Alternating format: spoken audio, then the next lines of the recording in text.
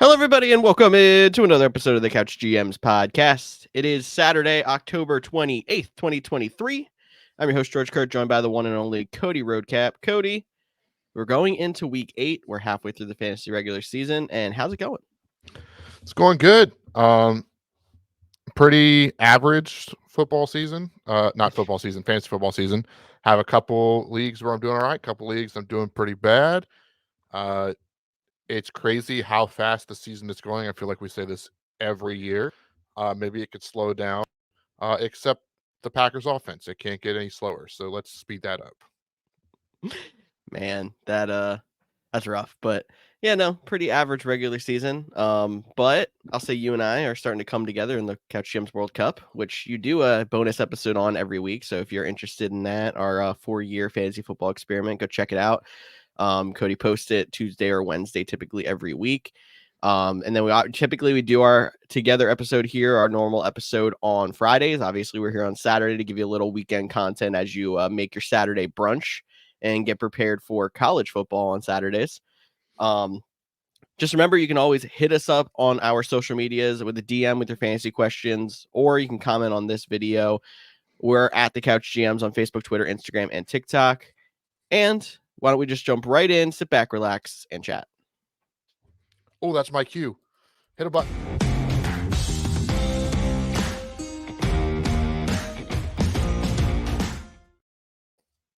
We learned that both of us can control at the same exact time. This is probably going to become a disaster, but Cody's forgetting anyway, so maybe I should have just hit the button. I'm in charge now. Oh, I made you bigger. Man, I failed.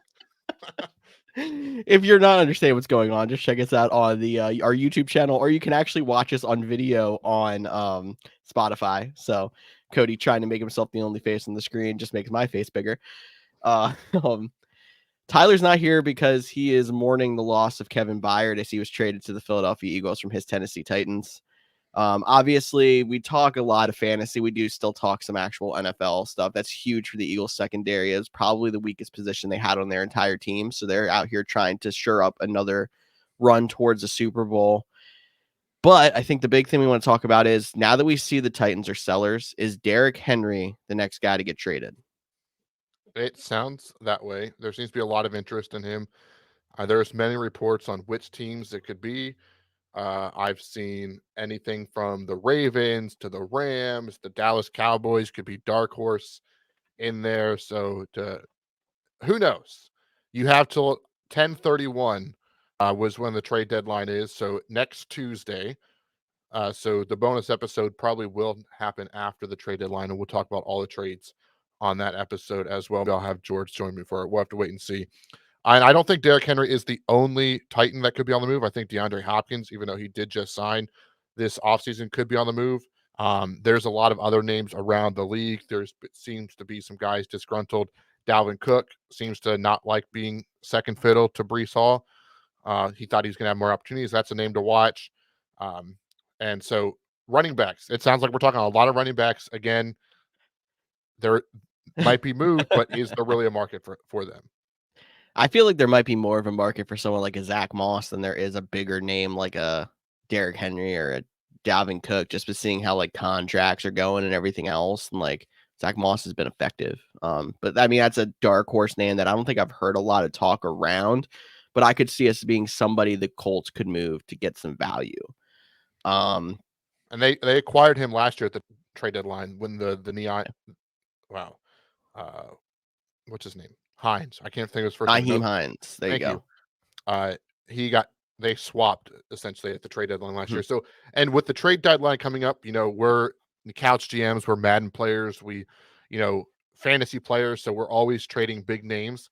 A lot of times, first of all, this isn't the NBA or the MLB trade deadline where there's trades galore.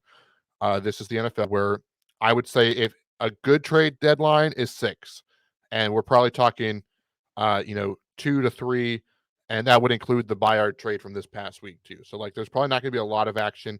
Maybe a couple of small, but it's going to be the small names. Maybe a guy like Zach Moss, maybe a swing tackle for a tackle needy team. Teams just don't trade it unless your name is Brett Veach for the Kansas City Chiefs or Howie Roseman for the Philadelphia Eagles. they're the ones that don't care about their day 3 draft picks and will go out there and make some moves. So a lot of GMs like to hold on to their picks, and so don't expect a crazy trade deadline.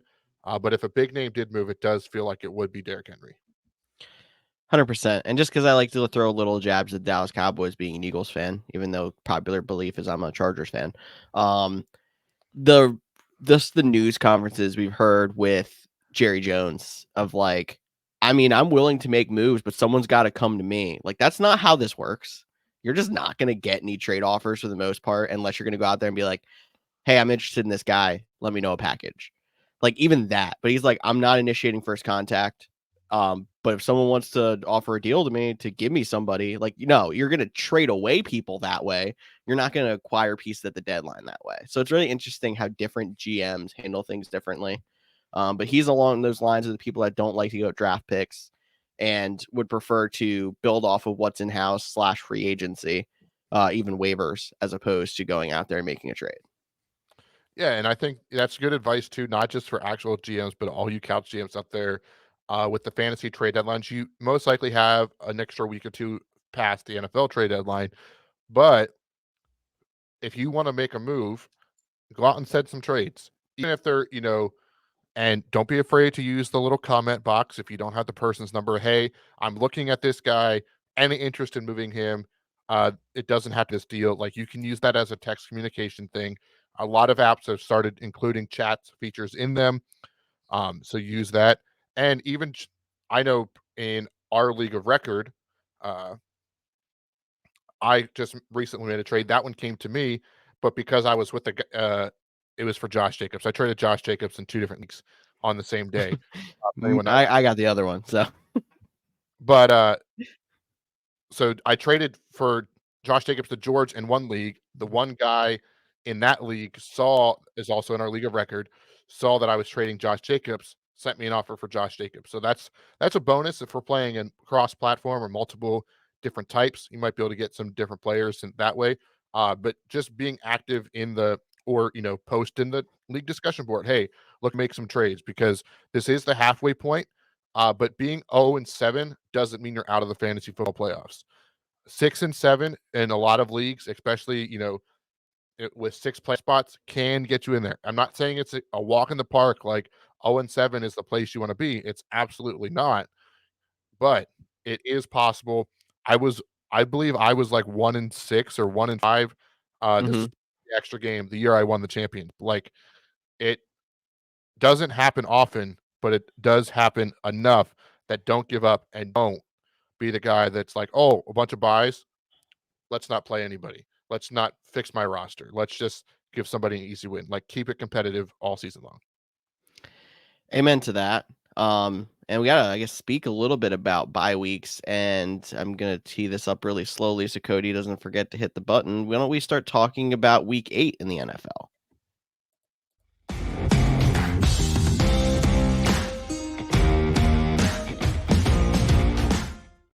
I tried to give you as much time to get that button as you could this time. Um, I appreciate it. Speaking of bye weeks, bye week has got a bye week this week. This is that really weird week in the middle where we do not have any buys, full slate of games, and we only had one Thursday night game. There's no international games. The 1 o'clock window is absolutely loaded. I was looking and I'm like, add column, add column, add column onto our spreadsheet here, and I'm like, how many games can play at 1 o'clock? Let's jump right into that.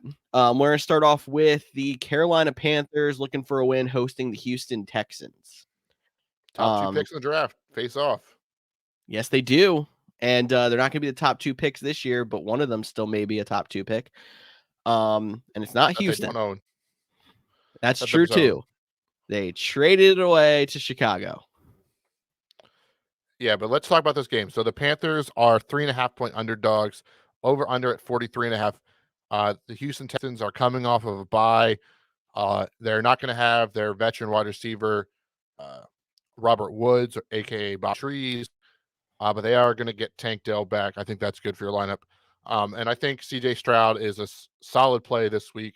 He was borderline like every week starter, but he was a rookie, so he still Mhm. had some hesitations. Off the bye week against this Carolina Panthers team, I definitely think he's in your lineup.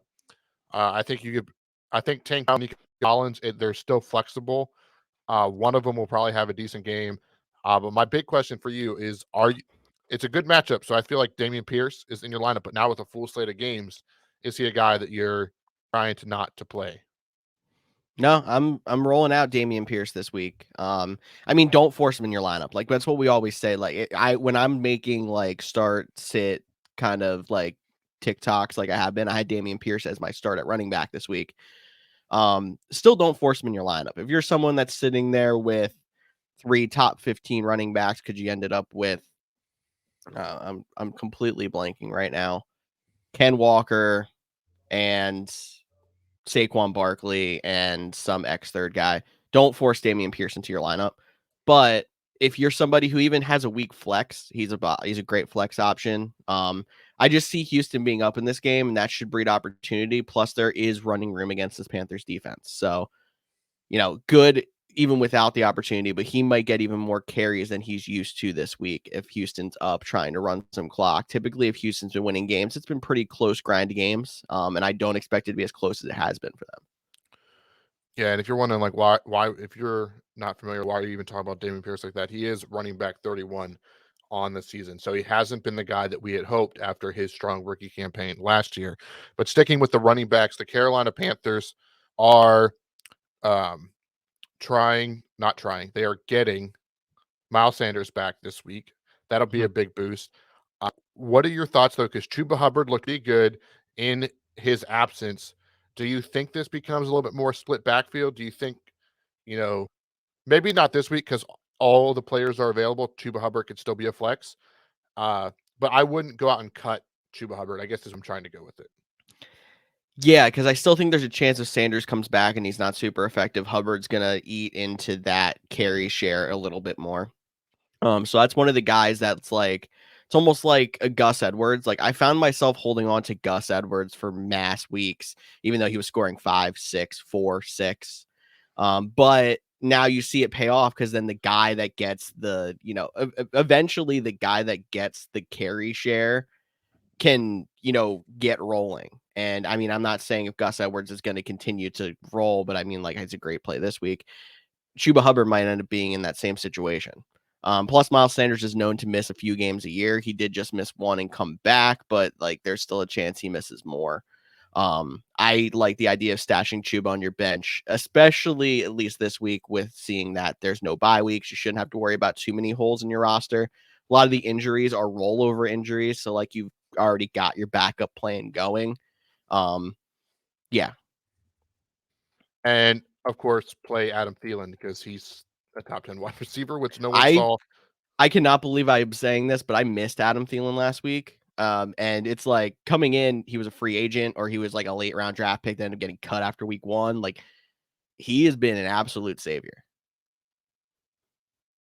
For sure. Let's move on to the next game. That is the Dallas Cowboys hosting the Los Angeles Rams. The Rams are 6-point underdogs. We're under at 45.5. And despite it being week 8, both these teams are pretty healthy. No major players missing, at least from a fantasy perspective. So we'll start with the away team. Okay. And I believe that would mean that Kyron Williams is on IR. I keep Kyron's forgetting. on IR. Yep. Not back. Daryl Henderson, I feel like got to play him because Evans, they were like, "Ha, you were on the roster. We're not even going to give you a single touch." That was crazy. But then you got your 2 wide receiver studs and Cooper Cup. I know he had a down week last Mhm. week, but Puka Nacua having over 150 yards, didn't even get a touchdown, solid fantasy day. So those skill position guys you can still play. Even though this Dallas defense is good, 45.5 point over under sounds like a high scoring game. It does. And I mean, I think the only person on the Rams that you may be considering playing that I'm not going to touch is Stafford. Because like the Cowboys defense has been pretty good at forcing turnovers, which is going to be bad for, Stafford. Probably has a chance to throw 2, 3 interceptions, but still has a chance to put up points at the same time, which is why I love playing Cup. I'm still rolling with Nakua. I'm okay with rolling with Daryl Henderson. Don't like the guy that's going to be the point guard out there. Dude, so you know how next week is spooky season with Halloween? I mean, kind of over the weekend for the most part. But yeah. Yeah. Well, I'm just saying, my camera's sitting right here. microphone Mhm. just falls off. I thought my whole camera was going down. Crazy. I didn't touch nothing. I'm a little spooked out right now, and I don't know why. Maybe because I'm talking about the Dallas Cowboys, and that's scary. I mean, that is pretty scary. And you also are in a dark room right now. I mean, you used to have the whole backdrop lit up and everything else. I know you're doing some moving around and stuff back there, but dark, spooky basement down there. Spooky vibes. He's tis the season. Cowboys side of the ball then. I mean, the Rams defense has been decent, but it hasn't been anything, worth being scared about. So I think all your Cowboys guys are a go, and even probably you could roll Dak out there. But I really feel like I've found options that I trust more than Dak. If I still have him on a roster somewhere, it's because it's like, oh yeah, he's a good insurance policy. Yeah, I think so. I thought Dak was a potential guy to play. I told my wife that he was an option she could pick up and stream this week if she Yeah, needed to it. And if and she I needed like to, that. yeah. I like that one. Tony Pollard has been a little bit disappointing. I think we were expecting a lot of big things with how good he was last year with Zeke, and then getting essentially to be the guy. But I think you can still roll him out there this week. CeeDee Lamb, he's still a good play. And then Jake Ferguson, pull his name out of the bucket. Pull his name out of the bucket. I mean, he's had just as good of a floor as a lot of those tight ends in that area. So, hey, I don't know. We can move on to the next matchup. We got the Minnesota Vikings hosted by the Green Bay Packers and Cody action. All righty. So to quote the defense coordinator for the Packers, Joe Barry, Justin Jefferson still in IR. Okay, good. That's what he said during a press conference today. I think that's really funny. I probably did a poor job delivering it because George didn't take a tank while he was drinking, but that's okay. Yep. But yeah, the Packers have been playing real bad. Jordan Addison is probably going to have a really good game. Jair Alexander is questionable, their best corner. So we'll have to see how that goes. Their run defense is awful. So you can play Alexander Madison this week with confidence, which we haven't been able to do very many times this season. We've been playing them, but not with confidence. And then on the Packers side, Aaron Jones, if you see, he is off the injury report this week. But even in the press conference, they were like, we're still going to be smart with him. So I would expect him to be on another snap count this week. So play him with caution because Aaron Jones is the guy that if he's out there, he can take, one screen play 70 yards to the house. So I get why you'd play him. But don't expect, 20 plus touches, 15 plus touches for him. That's probably not going to happen. Which means you might be able to squeeze in Aaron Jones, or not Aaron Jones, AJ Dillon, the other AJ. If you need a guy for dealing with injuries this week. Outside of that, I mean, I know Jordan Love, he's still a top 15 quarterback, but I feel like there's other options out there I wouldn't stream this week. And maybe I'm just getting super depressed about the Packers, but there hasn't been a consistent pass catcher that stepped up. I think 1 week Romeo Dobbs catches a touchdown, has about 9 targets, and then the next week he gets 3 targets. So their pass catchers are so inconsistent. There's not a lot of guys that like playing for Green Bay this week, and their offense can't score in the first half. They've only scored more than 3 points in one game in the first half all season. So I want to play a little start this guy or this guy for you here. So we're talking Aaron Jones potentially on a snap count. I have Aaron Jones in the league, and I've got 2 bench options who are starting running backs that aren't exactly flashy. So would you go Aaron Jones or Darrell Henderson?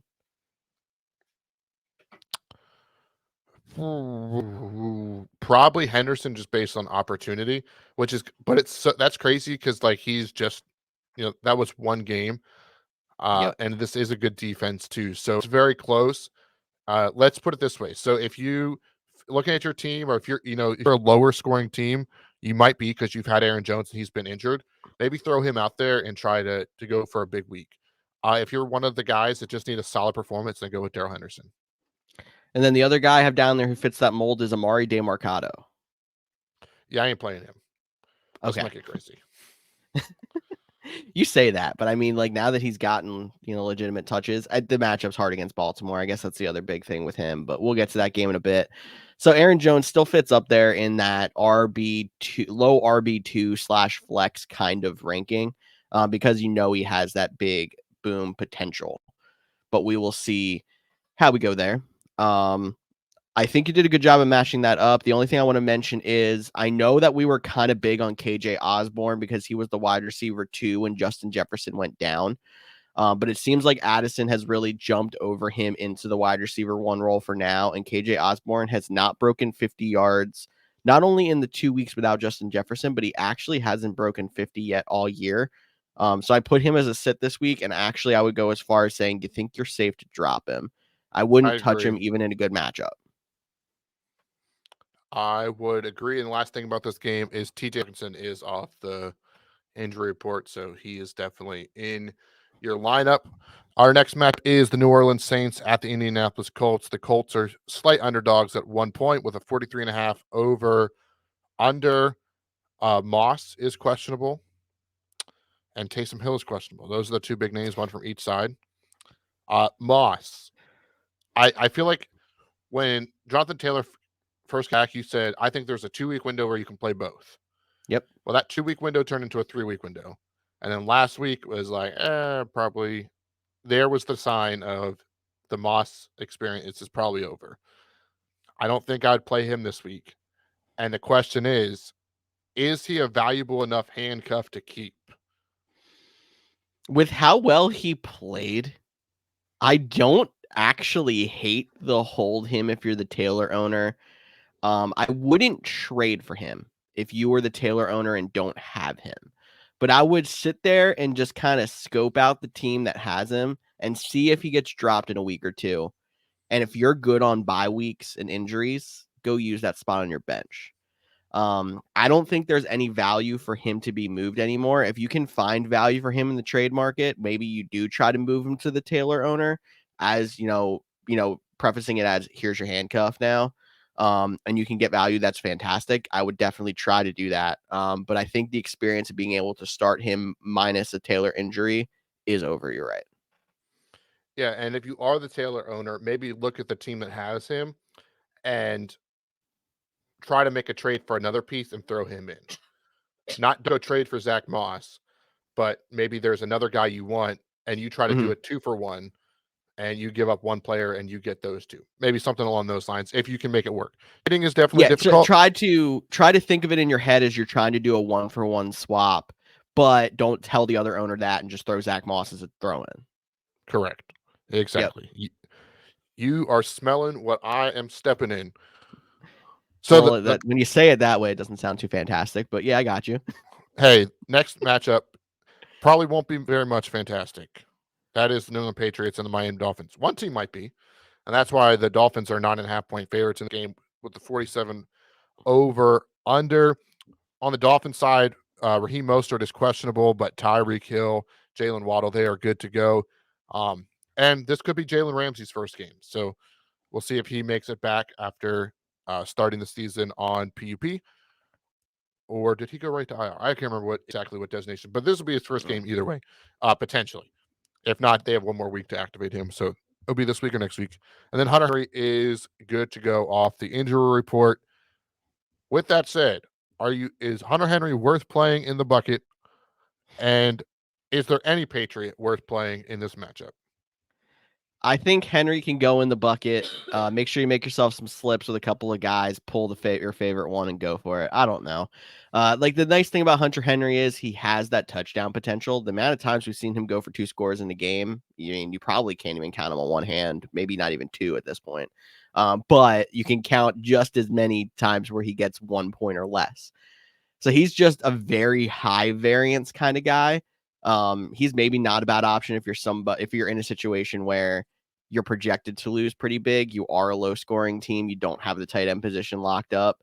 And you can go out there and get somebody like him that has the potential to throw you 15 points. I just don't think it's super likely he does get you that. So I don't hate that. When it comes to the Dolphins side of the ball, I'm not worried about Raheem Mostert as long as we hear he's good to go, but I'm still worried about his longevity as a fantasy asset. I know that we didn't really have much of a window to try to trade him when the Devon A-Chan thing happened the first time, because it was like they both score 4 touchdowns the next week, Mostert's irrelevant. And I was like, well, that fell off a cliff super fast. Now is the situation where it's like, even though he's questionable, you're going out there, you're throwing him in your lineup, you're fronting confidence in Raheem Mostert, even though there's a chance he loses some touches to Jeff Wilson this week and Salvon Ahmed. And if he has a good week, you are like hitting the sell button hard. That's at least my opinion, because you don't want to have ownership of him. If you're relying on him, you don't want to still have ownership of him when Achane comes back. That is a good point. Achan could be back, I believe, as soon as next week. Uh, maybe the week after that. It is worth noting with this line being 9.5 points. These teams already played once this season, and now this was in New England, but the Dolphins did get the victory, 24-17. So they were able to keep it at least close. And 24 points for the Dolphins is probably their second lowest score of the season, outside of the Yeah, Eagles game besides last week. last week, yeah. And they're coming off of a loss. I think they're probably expecting Miami to pull what a lot of these, low loss teams have done, where like they get, hit in the mouth and they come back and have a really good game. Exactly what the Eagles just did. I guess the 49ers did not do that. They were the one team that didn't rebound. But yeah, I think that's what they're expecting in this one, but it is divisional. 9.5 is a pretty big gap. It's tempting to pick Patriots to cover but not win. Yeah, definitely. And that's a tease for spending Tyler's money talking about spreads. Coming up, before we get there, we have to talk about the Battle of New York. And no, I'm not talking about when Loki tried to take down the Avengers. I'm talking about the New Probably a York Giants. better Yeah, that's probably a better sequence of events than this is going to be. But we're going to get the New York Jets and the New York Giants. The Giants are technically the home team, for what it's worth. And they have the 3-point home team favorite, for what it's worth. Or underdogs. I'm sorry, they're underdogs. The They're Jets are underdogs. favorites. No, the I Jets are missed, favored by 6, basically. Just look at that way. and but they're yeah, and people need to cool off on Zach Wilson spending his bye on vacation. That's what +2. They're like not allowed to be in the building. I don't know if you saw that going on Twitter, but like Jets fans were like super mad because he went on vacation during his bye week. They're like, you're supposed to be like studying. I'm like, what? Yeah, he'd watch film on his own time, I guess. Like, he also like can't be in the building during the bye week unless you're getting rehab.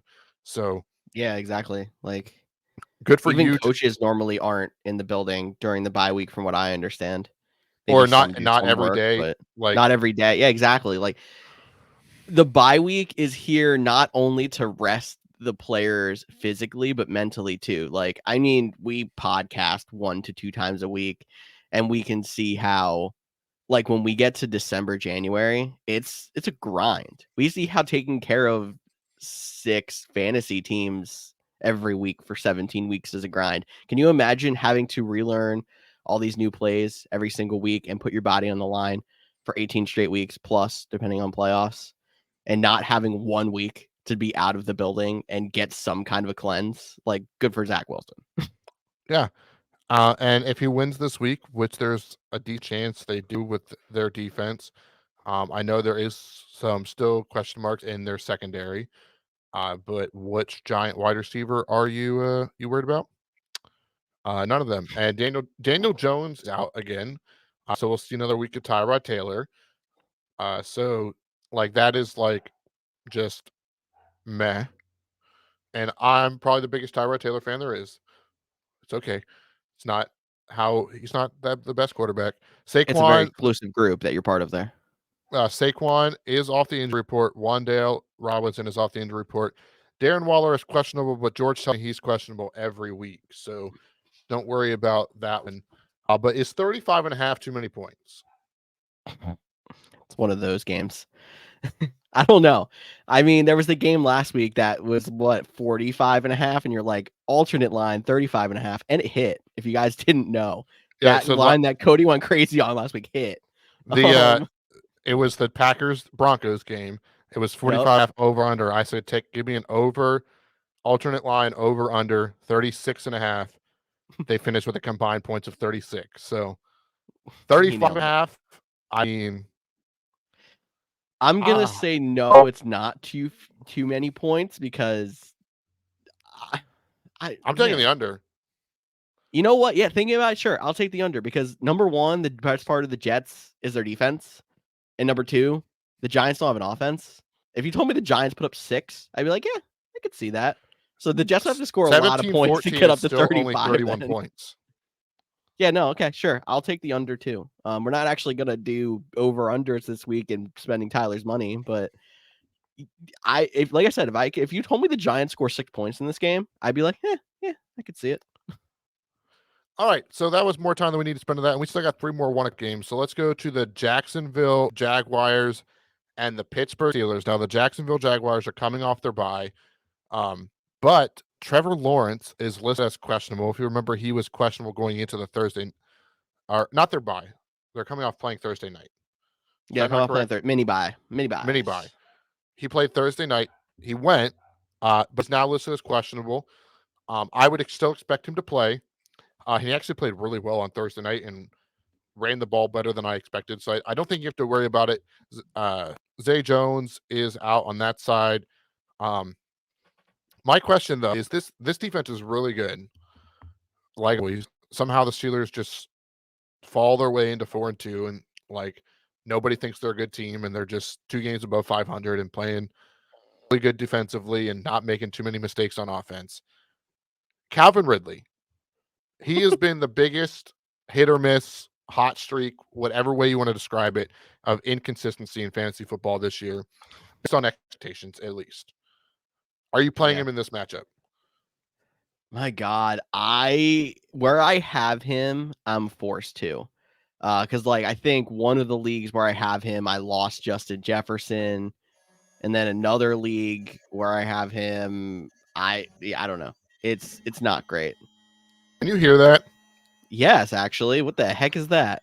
So, fun fact, while I try to get this, I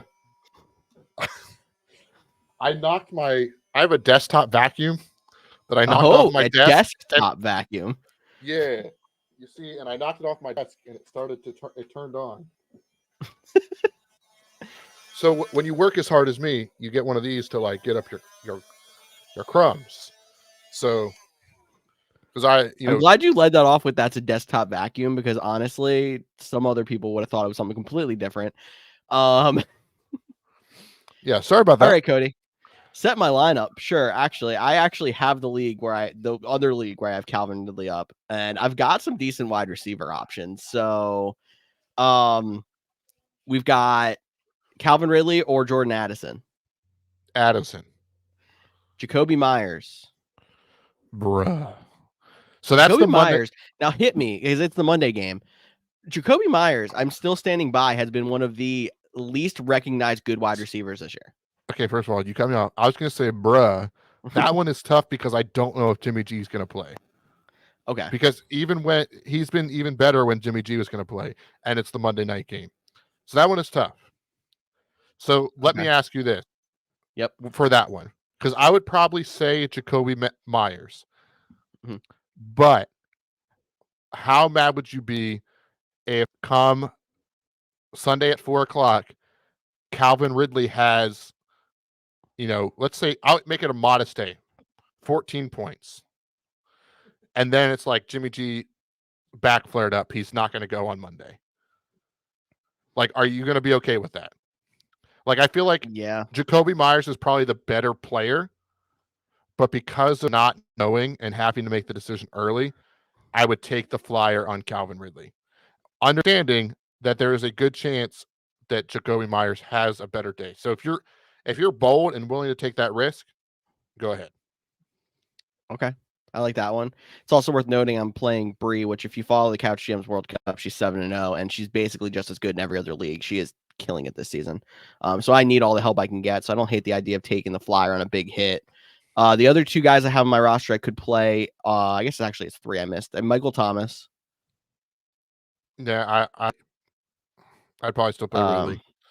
I feel Tank like he's Dell. been Tank Dell against the Panthers. Yeah. Like that's a high upside that I would probably play over Calvin Ridley. Okay. And Michael Pittman. Okay. So there probably is 3 guys there that are high upside that I would play over Ridley. It just wasn't all set in order there. Yeah, in your case, assuming it's a single flex league, I would play Pittman, Mhm. Addison, and Tank. I would put Tank Dell in the flex, and he would get the edge over Ridley. Pittman, Addison, Tank Dell. That's kind of that's not far off from what I had. But I did have Ridley in originally instead of Tank Dell. So okay. I mean, he is so high variance that yeah, it's tough. But that And gives if you an you, idea of what we're looking at for Calvin Ridley. yeah, and if you need help breaking down your lineups like that, our DMs are always open, and we'll have those same exact conversations with you. Screenshot us your lineup, or just tell us the 3 people you're debating between, and we might ask a follow up question like what's your scoring format or whatnot. But at the Couch GMs everywhere on social media, and we'll help you answer those questions. The Steelers, they're pretty healthy. I mean, their offense has they've been winning is because their defense has been preventing people from scoring points. So this is another reason why I'm not a huge fan of Ridley this week. Um, George Pickens was a guy that would be flexible. Like I'd probably play him over Calvin Ridley as well, just in the same matchup. But outside of that, you Najee Harris, but running backs are so weak right now. Like you could probably still roll with him, even though it seems like every other week Jalen Warren gets the touchdown. You're like, ugh. And then Pat Freiermuth is on uh, injured reserve, so there's no tight end bucket from this game. No, and I have Deontay Johnson in a couple of leagues. I was actually forced to play him because of all the buys last week. He's back to my bench now because I have other options, but he's not somebody I'm cutting. Somebody you hope starts to ramp it up as he gets back from the injury. All right. This one is another revenge game. It's the Atlanta Falcons at the Tennessee Titans, aka the Arthur Smith revenge game, as he was formerly. I don't know if you can be revengeful if you got Dude, promoted. Mike McDaniel was a ball boy for the Broncos, and you saw what the heck he did to them. Right, but what I'm saying but he also did that because he didn't get interviewed for the Broncos job. Not the point. But like I'm saying, the fact like the Titans helped Arthur Smith get the job. It wasn't like the Titans were like, nah, we're. I don't know. I'm just asking questions out there. We're just spitballing. It's all good.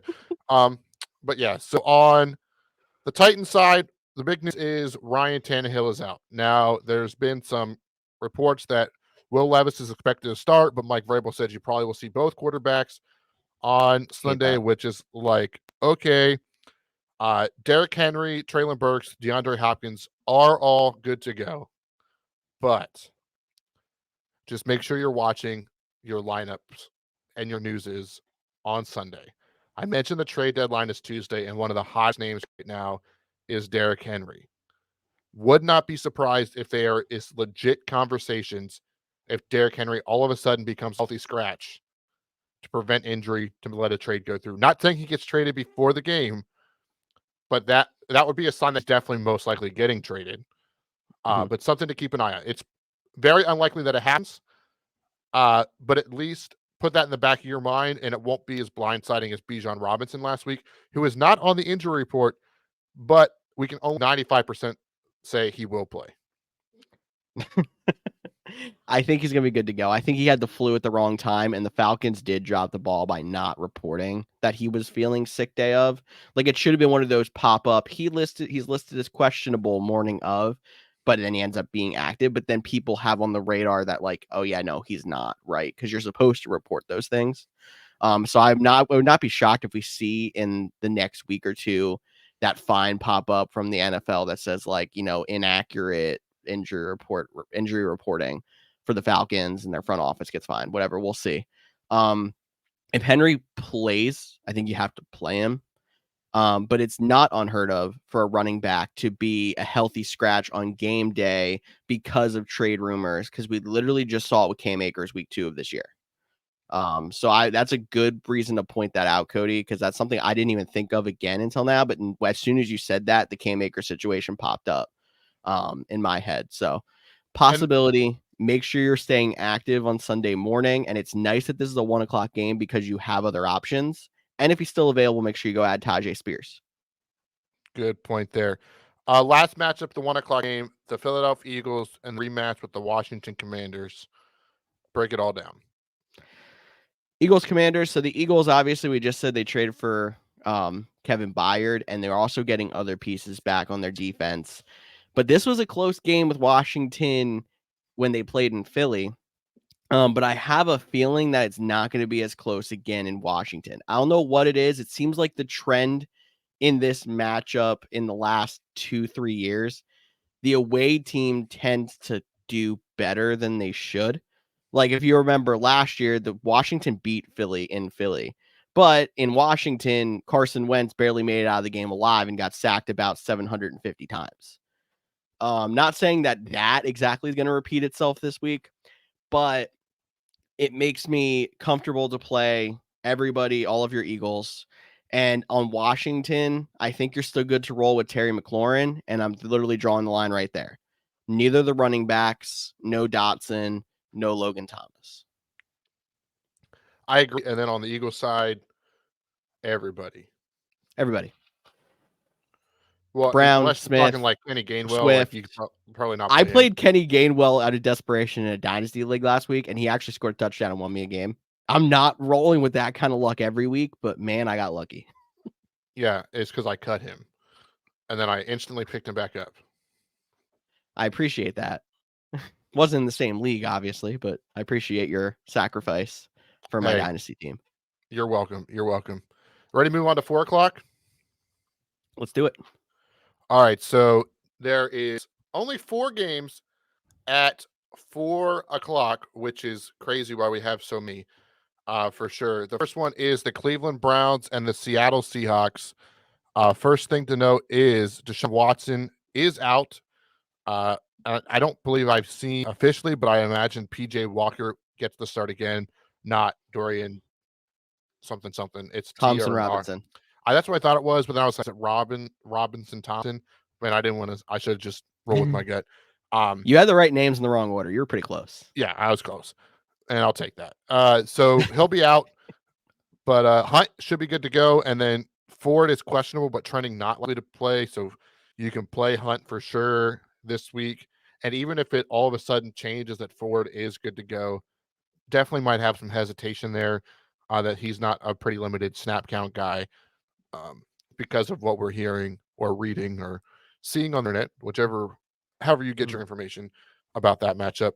And then on the Seattle Seahawks side, at the time of recording this, they had 20 people on their injury report, and they didn't even have their Friday practice up, which they've been done with for multiple hours now, and everybody's listed as unspecified. So I can't tell you too much about the Seattle Seahawks, but play Ken Walker because he has been one of the most consistent running backs in fantasy football all season.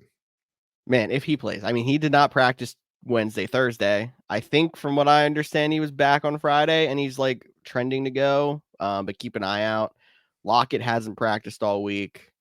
Those are the big ones you have to worry about for your fantasy teams. Charbonnet is good to go if Walker doesn't go. Potential guy you could use as a fill-in. There might be better options though with no bye weeks. I think my biggest question on the Brown side, if Ford goes, you still like you kind of said it, but I don't know if you. I just want to confirm you're good to roll with Hunt even if Ford goes because Ford kind of like surprised them. It seemed like they're expecting him to be out. He comes out and he's like, "Oh, he ran pretty good."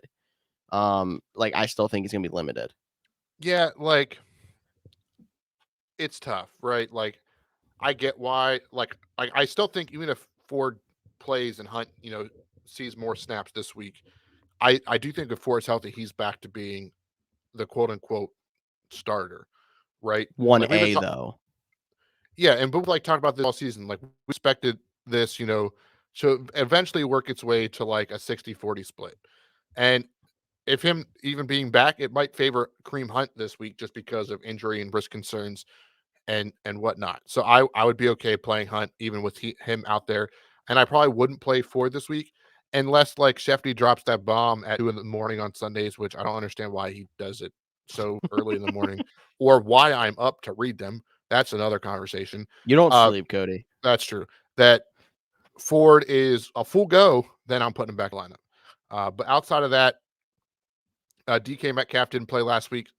I don't know if he's going to play this week. I do think the Browns' 38 points allowed to the Indianapolis Colts was more of a fluke. This is a good defense. This could be a high scoring or a low score game, and the over under of 37.5 goes to see that Vegas is thinking the same thing. Yes, it does. I think that can move us on. We got the Baltimore Ravens traveling out west to the Arizona Cardinals. Big story for the Cardinals is Kyler Murray was listed as a full participant in practice this week, but he is listed as doubtful for this game. We're already getting pretty close to the deadline of where they would have to activate him off of injury reserve. So there's a good chance he's not going to go this week, but it is trending more and more towards he's actually going to play when he does return. You have another week you can stash him on the reserve spot on your fantasy team if you have him available anywhere. Not a bad idea to go for the, take a stab at it if you have, if you have a need at quarterback and have the bench spot.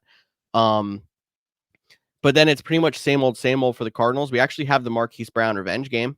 Something worth noting. He's somebody that can probably go into your lineups.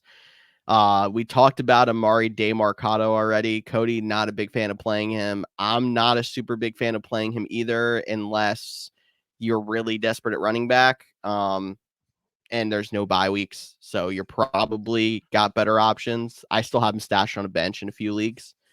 Hey, if Just you're as an playing him, opportunity kind of guy. if you're playing him, send me your lineup because I want to see it.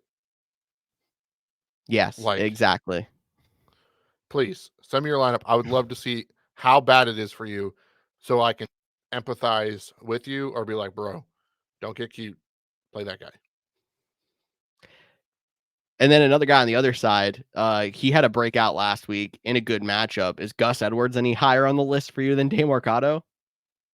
Yeah, he's higher. Yeah. Not much, but higher. I actually have so one more lineup question for you. I've been throwing a lot of lineup questions for you here. Kareem Hunt, who we just talked about, or Gus Edwards? Kareem Hunt. Okay, Scott currently have it too, I, but I know they're pretty close. I I'm playing had a Hunt thought, because so I'm expecting Ford not to play. And it's kind of where my mindset is right now. So maybe the question changes a little bit depending on what comes out between now and Sunday morning. Uh, the good news is both of those guys are in the 4 o'clock window, so you have the first matchup too uh, to see. Maybe if maybe you'll play it based on how many points you need to. There's always an option once you get into the 4 o'clock window. yes, sir. I mean, other than that, Ravens, you're playing Andrews, you're playing Lamar, you're playing Zay Flowers also. I don't think there's anybody else really worth mentioning in this. OBJ, we got to keep an eye on. He started to get a little bit hot last week. He is healthy for this game. Not anywhere past a DFS play, but I'm sure he's actually probably pretty expensive in DFS, knowing how they typically work their salaries for some reason. Yeah, probably. You're probably right. You want to talk about the Chiefs and the Broncos? That's our next matchup. Yeah, Chiefs and Broncos. Only major attendance questionable for Taylor Swift. We're not quite sure because it's an away game, but she's probably going to be there and do another touchdown dance with Brittany Mahomes. But that's all I've got for that one. Hey, she did just re-release 1989 today, so big Yeah, weekend and I for her. mean this is football news now because of how everything's gone, so we have to make sure we're like obligated to report it, right? Dude, I've started seeing people do mock-ups of next year's Madden with her on the cover, and I laugh every time I see them. This has become a thing. Like if you told us this was happening 2.5 months ago, we've been laughing in your face, and it has gone so far in so little time. I cannot even fathom. This is another one of those situations where you're saying play all your Chiefs, except there's not many of them. Isaiah Pacheco has been very solid. He's still in your lineups. He's actually, I think, a top 15 running back right now in the season, which is a steal for where you drafted him if you ended up having somebody that has some stocks of Isaiah Pacheco. Playing Mahomes, playing Kelsey. Wide receiver of choice, Cody, go. Wide receiver of choice would be Rashee Rice. Yeah, I think it's I don't Rashee love it, Rice. but that's the guy I would be. It's also a weird schedule situation. It's one of those where you play the same team twice 3 weeks. They were just playing on Thursday night 2 weeks ago, so It's true. a little bit familiar with them. Now this time they're in Denver. The Broncos surprisingly kept them close, kind of helped start turning their season in the right direction. At least got them ready to get a victory last week, but we don't need to revisit that one. That's for sure. But I think the Chiefs, they also got rolling. To your point of a team that got slapped in the face, going 1-5 in the red zone 2 weeks ago. Then last week had a bounce back performance. Patrick Mahomes owns the AFC West. Look for the Chiefs to win this game. Might even like them. Chiefs -7, and that's a pretty big spread for a divisional. 100%. I feel like the only team that tends to keep it close in that division with the Chiefs is the Chargers, and the Chargers can never win. They just keep it close and make it look good. One more game in the 4 o'clock window, maybe potentially a game of the week here.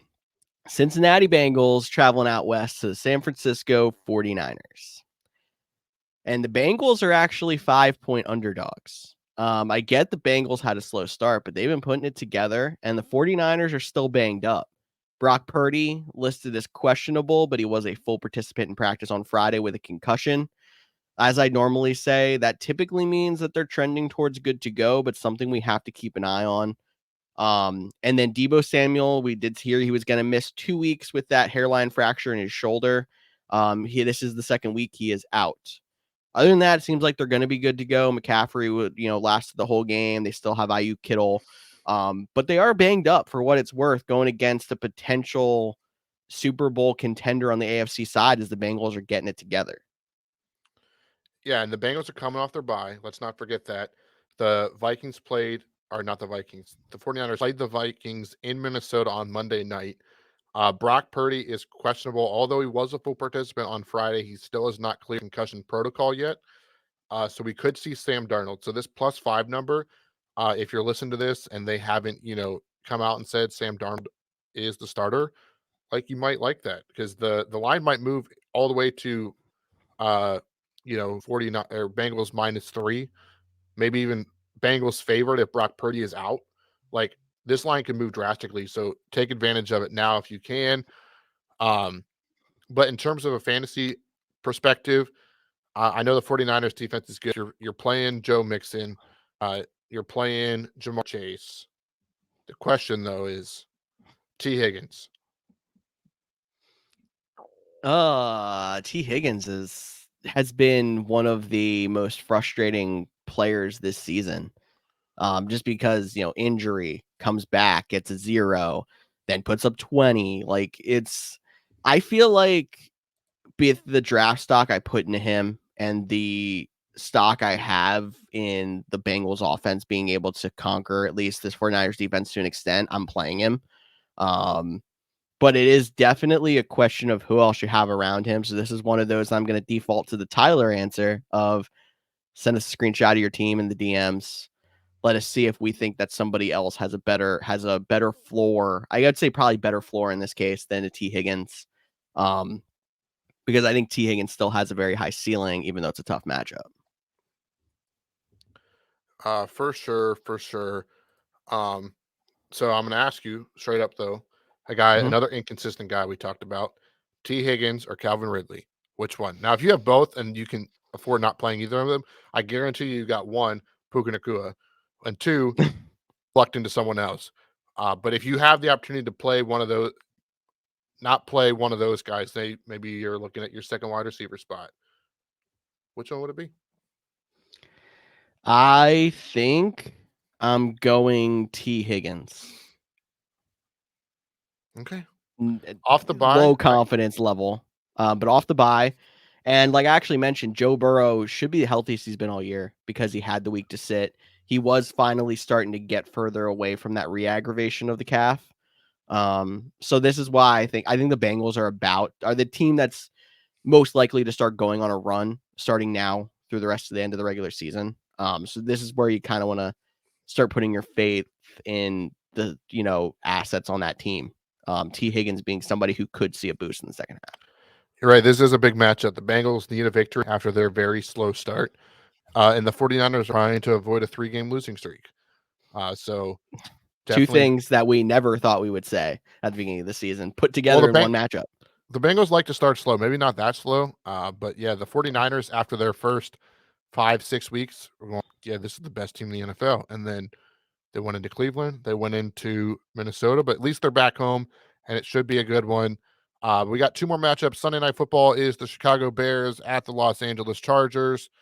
Yes, it's too early in the season to flex games. because the Bears are 8.5-point underdogs. There's no Justin Fields, although Tyler, I think they were calling him Bajent, and I'm disappointed if that's the actual pronunciation because I love the nickname Bilbo Bagent. But like I talked about on last week's show, and George again gives me the look like, oh yeah, I forgot you said that. You think that's from what's that from? George never seen Lord of the Rings, so hit us on the DMs on Rose George for that if you don't want to show us your fantasy lineups or something. But yeah, like that was a fluke of a game. Maybe because it was a West Coast team coming east at what they were central, I guess, it wasn't full east. But they were even quoted by one, I think Cole Kmet, Georgia's favorite player in the NFL, said that team looked like they were jet lagged. So maybe there's some film study. Give me the Chargers in this one. You can play Eckler. I know he hasn't had that game yet. This could be his bounce back game. Mhm. Keenan Allen is good to go. Him, Justin Herbert, obviously. Uh, I'm not trying to like force any of the other auxiliary wide receivers on there. I know some of them are a little banged up. We'll see if they go. But Quentin Johnson has been a little bit of a disappointment as a first round pick. On the Bears side, are you chasing the Deontay Foreman 3-touchdown performance? I have him pretty high on my running back rankings this week. I would say you're probably good to roll with him. And I mean, I think you kind of have to roll with DJ Moore in a lot of cases with the ceiling being where it is. But you obviously don't like it as much without Justin Fields. I think that's where you draw the line on the Bears. It's just those two. And on Charger side of the ball, I know you said you don't really want to force the auxiliary wide receivers. There's a couple places where I have Josh Palmer that like he's a solid, flex option. I don't have anywhere where he's cracking my lineup, but he might crack lineups in some people's teams. So if you're still holding on to Quentin Johnston and you're in a redraft, you can cut ties. If you're in a dynasty, you're obviously still holding him. But What Josh about Palmer is a keeper? guy current short term. Like, what if it's a keeper league? Keepers. Because, and let's just say you have 3 keeps out there, uh, and he was a late round pick. So a lot of this depends on how your keeper league works because I think there's two different ways it goes. There's some keeper leagues where it's like you keep up to 3 players, but it takes away draft picks 1, 2, 3. If it's one of those cases, you're not drafting Quentin Johnston in the top 3 rounds next year. You're good to cut ties. If it works like the keeper league I'm in, where it's based off of where they were drafted this past year and then how well they do. So it's like if you drafted Quentin Johnston in round 16, and if he finishes top 10, he's a round 14 keeper, like that kind of thing. Yeah, I think you should keep him as a future asset. But I think that's where the line's drawn. It's like somewhere in the keeper realm, depending on how your keepers are done. All right. Thanks for the insight there. Monday Night Football, Las Vegas Raiders, Detroit Lions.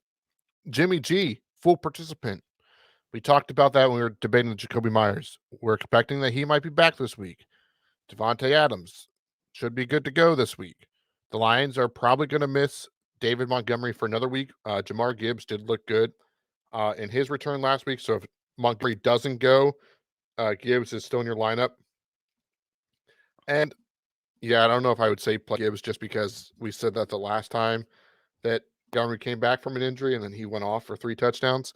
But this one he hasn't practiced at all. So let's just assume he's not going to play. And then on the Raiders side, Adams, Jacoby Myers in some situations. But what is your feeling on Josh Jacobs? This is a great question because That's a great question. you acquired him from me, who I've been like I've never been a huge fan of Josh Jacobs. You acquired him and you go on a run. You got a Yep. victory. Not really thanks to Josh Jacobs. He didn't do much, but you got a Nope. victory after the trade. So you're welcome. So what are your thoughts? Because I'm leaning like, yeah, I'm not trying to like play Josh Jacobs with all these other running backs out there. Now, granted, some running backs are still banged up and tough to play, and some places you're going to have to play him just based on he might have been the only running back you drafted in the first 4 rounds, and then you're scabbing trying to figure out someone to play. You might have to just because of the name value. But what is your thoughts on Josh Jacobs? I feel like you have to play Josh Jacobs because, yeah, you can say how, like, it's been very bad. But if you look at it, like, before last week's 4.6 points and half PPR, he still broke 10 3 straight weeks. He had touchdowns 2 of those weeks. It was very disappointing to see them go into Chicago. But like you said, they felt like that team was jet lagged. They just were not in a good place for that matchup, which is very unfortunate to see an NFL team just kind of go in and fall on their face. But it happens. And Josh Jacobs has been probably a solid running back too. It hurts because you drafted him to be more than that, more than likely. But he's been a solid running back too for a decent stretch of the season so far. So I feel like you can't just discount it. And I feel like he falls into a great position similar to Austin Eckler, where it's like the upside's there. Eckler hasn't been doing it and he's been hurt for a while, but like you're gonna play Eckler. Jacob still kind of falls in with one of your studs, kind of, in my opinion. I think that's probably a good way to put it. And I think I'm finding out that Josh Jacobs is just one of those fantasy players that no matter how well they do, I just can't get. We all have them. We talk about this all the time, especially Amari during Cooper for me, 100%. right. But I'm looking at it right now. Josh Jacobs is running back 15 on the season. He Yep. has 0.2 points less than Derrick Henry on the season. And we weren't questioning playing Derrick Henry as long as he doesn't get deactivated for the game. Right? Yeah. Like, so I'm sorry, Josh Jacobs. Yeah, you can play him in this matchup. Yeah. And now we sit here and pray for my dynasty team that I traded for Josh Jacobs, and my 2 running backs are Josh Jacobs and Austin Eckler. They combined for 2 points in that dynasty scoring format last week, even though I did win. I need more production out of that position with those names, especially. And maybe this week you'll get it. But that wraps up the week 8 slate. 2 more things before we get out of here, but let's jump into formerly known as Survivor Picks, now known as Survivor Picks.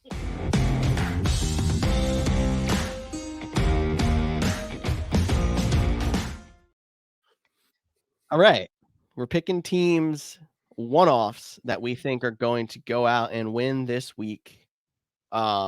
Obviously, you're trying to pick teams that are not on the top, the upper echelon of the NFL, because you're trying to save some of those teams for easier picks later in the year. I am going to roll with the Houston Texans this week in Carolina.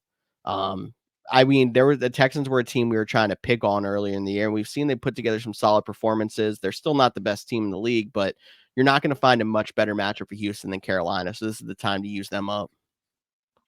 Oh, I really like that one. They were my pick this week if we were still alive in our big one and done Survivor League. I made it through 7 weeks, which was 6 more than last year. Rough week. 3 of the teams I thought I would pick, they all ended up losing. So tough one. So George, Tyler, and myself are all out because last week Tyler picked the Bills and the Patriots pulled the upset. George has been out for a couple weeks in that league, and I picked the. Who did I pick? I picked the Packers, trying to get cute. Yep. And I actually texted Tyler. I said, if Aaron Jones doesn't go, give me the 49ers. So I was going to literally had 2 in mind. And then the 49ers lost on Monday. And I'm going back to Monday night with my pick for week 8 with the Detroit Lions. We just talked about it with the Las Vegas Raiders. This team is not very good despite them having that 2-game winning streak. They came back. They weren't prepared for Chicago Bears. I think the Detroit Lions, they get a victory this week on Monday Night Football at home. That place will be rocking. So give me Detroit Lions. And just because Tyler isn't with us tonight, I'll throw one more out there in case you use the Lions and you're you're a little bit too scared to go with the Houston Texans. You can go ahead and use the Philadelphia Eagles this week against the Washington Commanders as well. I was gonna say my other pick was the Ravens over the Cardinals. But yeah, I just hate going divisional. But I think the Eagles are a pretty safe pick still. Alrighty, and our last segment is because this was yet another hectic week for myself. I don't have a bumper for it. So George, hit the mouth music. Burner, burner. Now imagine it says spend Tyler's money with this week's Couch GM's parlay. And we did connect with Tyler beforehand, and he gave us his pick. So last week we did over-unders. The first week we brought in, they did anytime Touchdown scores. Yep. This week we're doing teams versus the spread. And Tyler is taking the Jets -3 in the Battle of New York. What are your thoughts? I like it. Like I said, when we were going over that game, if you told me the Giants score 6 points in this game, I would not be shocked because that Jets defense is good and that Giants offense on the back quarterback is not. So only a field goal difference. I mean, even if we end up getting a push and the Jets win by 3, that's still fine with me. I think that's a pretty safe one. And then I think then George and I had very similar approach. We found teams that thought had potential at upsets and that were underdogs, and we took the points. So I'm saying this week for my pick, I am taking Rams +6. George, who are you doing? I am going back to that Bengals team that I said needs to start making a run right now and facing that beat up 49ers team, and Bengals +5. Bengals +5. So if you throw those all into DraftKings, hashtag not a sponsor, but you sure could be, that 3-pick parlay is a +601 odds. And as a reminder, as we're spending Tyler's money, so he's given us $5 each week to do so. $5 would win $35.09. We have yet to hit one of these. So we are $10 in the hole. So hopefully we can hit Got this close week. last week. We were very close. We were a last week. touchdown in the Eagles game away, I believe. Yep, a touchdown in the Eagles game away, I believe, is what all we needed to it, because George went homer and picked his favorite team to do some, high scoring on Monday night. They weren't the problem. I'm surprised they held down the Dolphins the way they did. I'm blaming them. Hey, it's a good matchup. This has been a good show. As always, thanks for checking out the Couch DMs podcast. I am Cody Roadcap. That is George Kerth. If you have any questions, hit us up on the Couch DMs everywhere on social, and we will talk to you all next week.